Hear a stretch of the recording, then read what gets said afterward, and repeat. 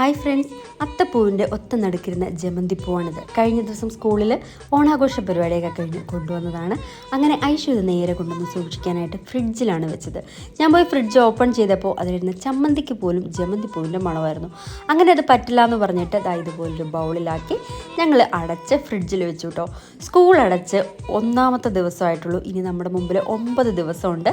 ആ 9 ദിവസം ഇതുപോലെയുള്ള ചെറിയ ചെറിയ കാര്യങ്ങളൊക്കെ ചെയ്ത് അപകടങ്ങളില്ലാത്ത രീതിയിൽ മുമ്പോട്ട് പോയാൽ വലിയ കുഴപ്പമില്ലാതെ ഈ 10 ദിവസം നമുക്ക് ഓടിച്ചു കൊണ്ടുപോകാം.